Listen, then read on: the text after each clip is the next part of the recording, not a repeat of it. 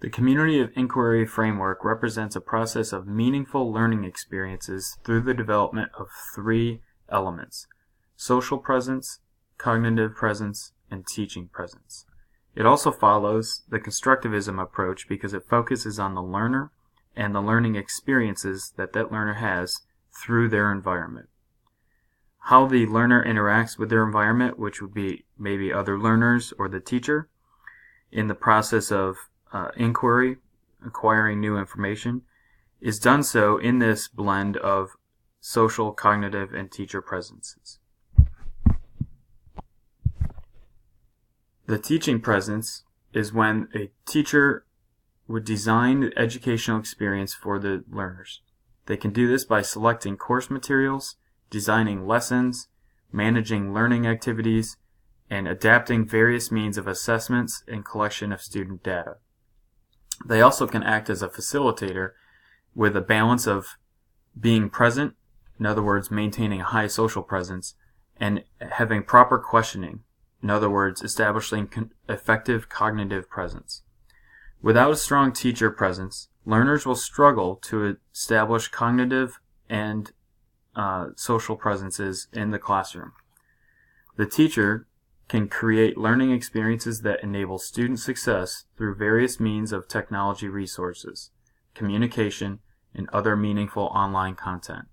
In a K-12 environment, that could mean collaborative projects using learning management systems or other implementation of effective pieces of technology. But ultimately, they must create an environment for deeper level thinking while providing collaborative learning opportunities, all while trying to blend along with the other presences in the community of inquiry model.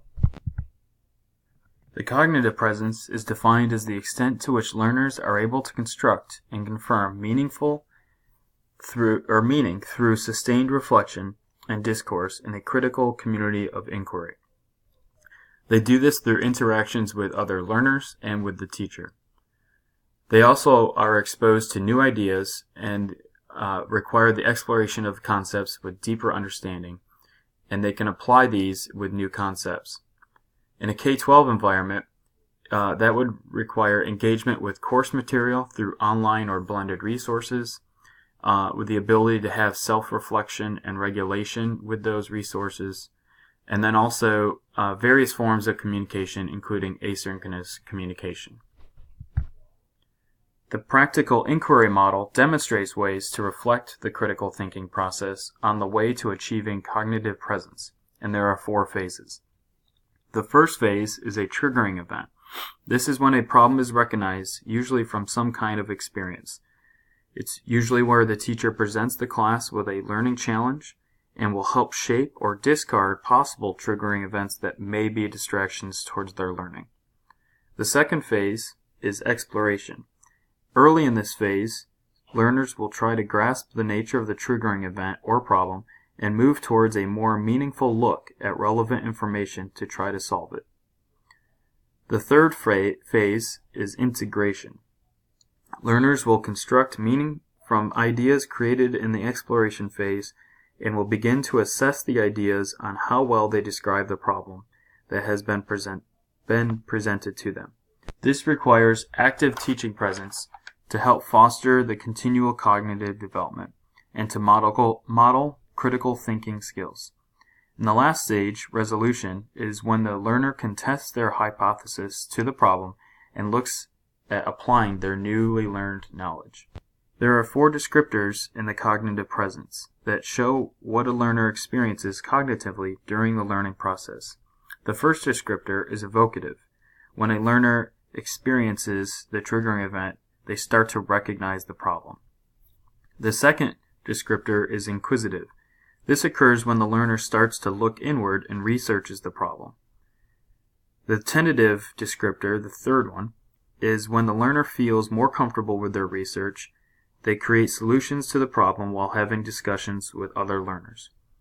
And then the fourth descriptor is committed. That's when the students have successfully gone through all the cognitive process and can be assessed or show their application of their newly formed knowledge. The social presence is described as the ability of learners to project their personal characteristics into the community of inquiry, thereby presenting themselves as real people.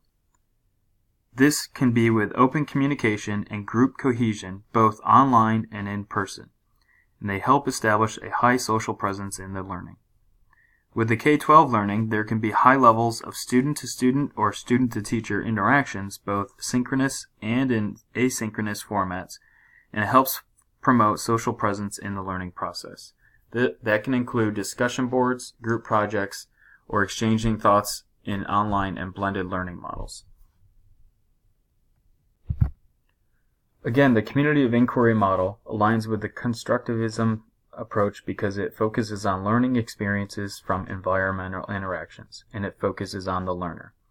The practical inquiry model and cognitive presence descriptors show how learners develop their cognitive presence.